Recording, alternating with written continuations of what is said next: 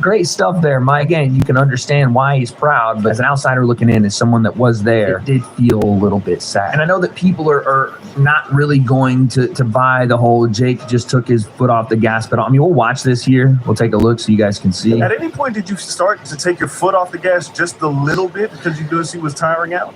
Yeah, definitely a bit. You know, I wanted to give the fans a show, but I didn't want to hurt someone that didn't need to be hurt. So Jake says you want to hurt someone that didn't need to be hurt, and I guess I believe him for the latter half of the fight where both guys really stopped doing much at all. But I'm not gonna lie, Jake was throwing some hammers in the middle of that fight. It just didn't land as cleanly as he wanted, or they landed clean, but Mike's chin was able to hold up because Jake was not pulling punches in rounds 1, 2, 3, maybe even 4. He was landing some heavy shots. Like, you don't throw the punch that he throws or he threw in some of those rounds with the intent to let it go lightly when they just whiz by Mike's face with sheer force, or they just brush him on the nose or on the forehead versus on the chin. That lands in a different spot, and Mike's probably asleep on the canvas. But fair play to Mike for being able to take some of those shots, because again, I was shocked that he was able to take even some of them that were on the nose or on the forehead that Jake landed his right hand, the big punch he has, pretty cleanly. Could have been the 14 ounces, it could have been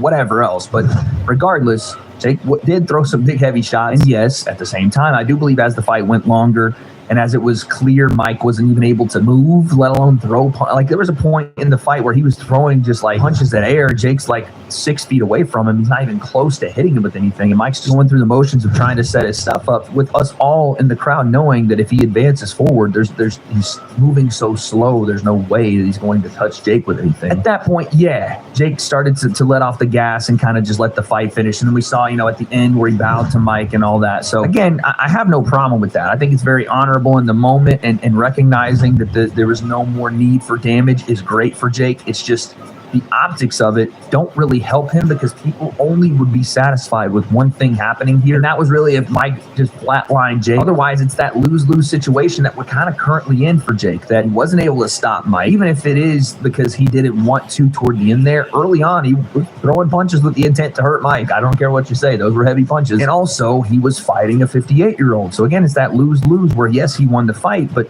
in public perception, there's so much to mock him for. Now, I will say that at least Jake was contrite. At least he was humble in victory. At least he had some semblance of a soul when it came to treating Mike with the respect that Mike deserved, mostly throughout the buildup of this process, to be fair, except for the couple of moments right there before the fight where one of the Paul brothers didn't have that same contrition. And I'm not going to just harp on this too much, but it left a little bit of just a fucking bad taste in my mouth listening to this post-fight interview. I'm going to show you guys. I don't know how this will work. Leo, we may get dinged for this, but here's Ariel Helwani asking Mike who he would want to fight next. And Mike, clearly joking, says, well, I don't know, I'll just fight his brother, because Logan is standing there. And everybody could have had a fun laugh here. It could have been a funny moment, but Logan had to take it seriously. Logan, I think he said you might be next.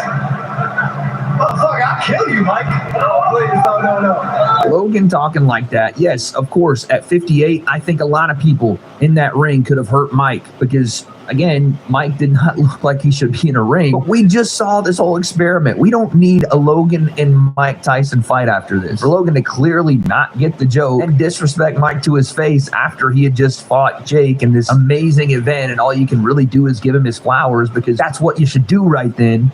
Logan has to take it another level and continue to be the asshole. So again, the self-awareness on Logan Paul, whether it's Lunchley or Prime or anything to do with crypto, the guy just doesn't give a fuck about anybody but himself. But then, like I said, Jake didn't really call anybody out in the post-fight presser, in his post-fight interview with Ariel, but the internet went ablaze over, him fighting Mike, and how are you continuing to fight these older guys, and Mike being 58, and what does Jake do next? And you even had Artur Beterbiev. Leo, you can throw the tweet up that said he wanted to fight Jake and he'll give him a chance at all Beterbiev's belts. You had people saying he should fight a world champion, he should fight a top 10 guy. I think that's still, a little silly, but at the same time, this Mike Tyson fight was a little silly to begin with. I don't blame people for doing it. Jake's going to get his head bashed in, and I think that's what people want to see.